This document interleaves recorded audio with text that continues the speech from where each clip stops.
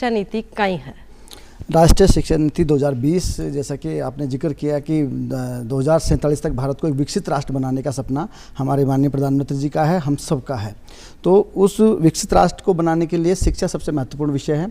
और 1986 के बाद में इस देश में कोई एजुकेशन पॉलिसी हमारे यहाँ लागू नहीं की गई। लगभग 34 साल बाद हमारे देश को, या यूँ कहे कि 21वीं शताब्दी की पहली शिक्षा नीति हमको 2020 में मिलती है, जिसको हम राष्ट्रीय शिक्षा नीति 2020 कहते हैं। और आज लगभग 4 साल हमारी शिक्षा नीति को लागू हुए हो गए। इसके माध्यम से जिसका मकसद था इस देश के एजुकेशन सिस्टम में आमूल चूल परिवर्तन करना, चाहे वो प्राइमरी एजुकेशन हो, चाहे प्री प्राइमरी हो, मिडिल हो, हायर एजुकेशन हो या रिसर्च लेवल हो। तो राष्ट्रीय शिक्षा नीति 2020 के माध्यम से, जिसको जुलाई 2020 में भारत सरकार के कैबिनेट से अप्रूवल मिला, उसके बाद में पूरे देश में एक फेज वाइज तरीके से इसको लागू किया गया। और आज आप देखेंगे कि 4 साल हम इस शिक्षा नीति के पूरे कर चुके हैं। तो इसके माध्यम से जो मूलभूत परिवर्तन हमारे एजुकेशन सिस्टम को लेकर हम किए हैं, उसका मकसद था कि 21वीं सदी के रिक्वायरमेंट के अनुसार कि इस सदी में भारत को विकसित राष्ट्र बनाने के लिए शिक्षा का रोल महत्वपूर्ण रहने वाला है।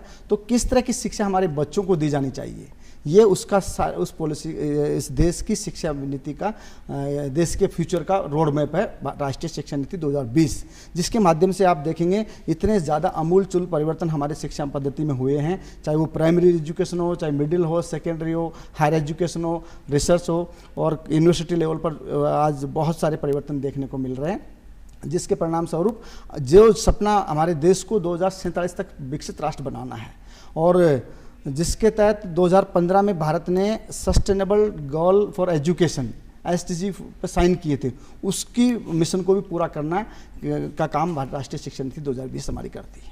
तो वो सब बताया आपने कि राष्ट्रीय शिक्षा नीति कई है और आगे और कई प्रयास कर रही है। तो आज का देखा आपा तो कई प्रयास रह रहा है, कई बदलाव आपने देखने ने मिला इस शिक्षा नीति का माध्यम से। सबसे पहले तो देखिए, अगर इस शिक्षा नीति की अगर बात करेंगे तो इसमें फेज वाइज बदलाव की बात की गई है।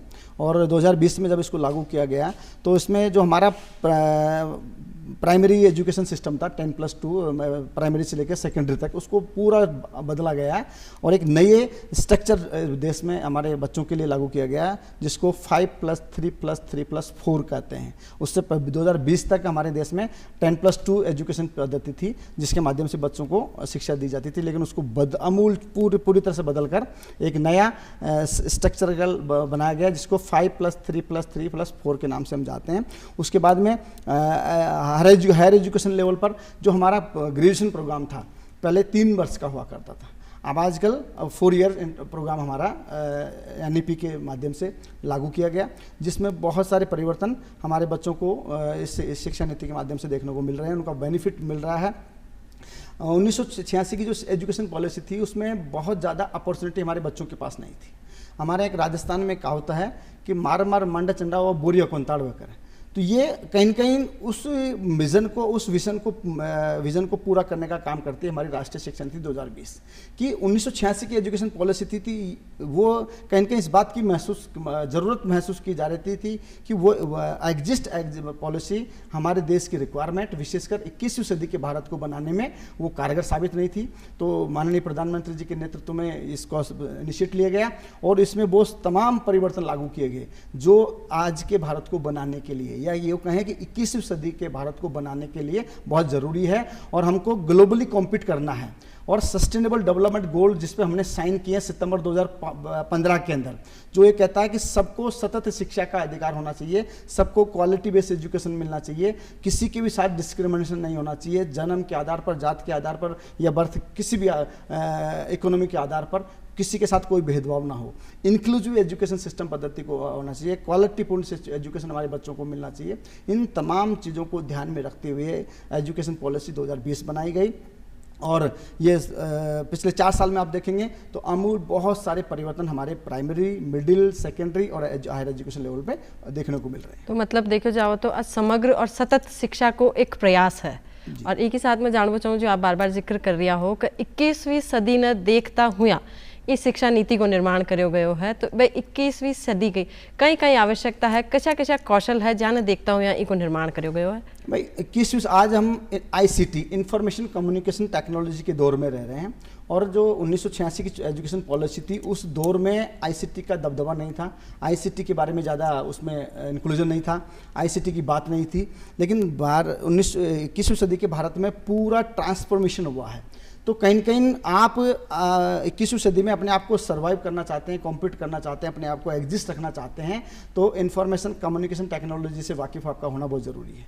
तो ये कहीं न कहीं नई राष्ट्रीय शिक्षा नीति में वो सारी चीज़ें ईजाद की गई है, इम्प्लीमेंट किया गया है, उसको लागू किया गया है। चाहे इसका कौशल को लेकर हो, चाहे वोकेशनल एजुकेशन को लेकर हो, चाहे बच्चों को अपनी लर्निंग लाइफ लॉन्ग लर्निंग हो, सीखने का मौका बच्चों को मिलना चाहिए अपनी इच्छा अनुसार, कोई बैरियर्स नहीं होना चाहिए। हर व्यक्ति की अपनी अपनी इच्छा होती है, उसको उसी अनुसार मौके मिलना चाहिए। और राष्ट्रीय शिक्षा नीति ये कहती है कि किसी को भी किसी भी आधार पर शिक्षा से महरूम नहीं किया जा सकता। लेकिन पुरानी एजुकेशन पॉलिसी में ये सारे प्रावधान नहीं थे। और जो आईसीटी को इम्प्लीमेंट किया गया, स्किल डेवलपमेंट को इम्प्लीमेंट किया गया, इंटर्नशिप को इम्प्लीमेंट किया गया, वोकेशनल एजुकेशन को इंटर्नशिप किया गया, प्रैक्टिकल कंपोनेंट्स को डाले गए, मल्टी डिसिप्लिनरी वाला कंसेप्ट लाया गया जो पहले हमारे यहाँ पर नहीं था। और बच्चों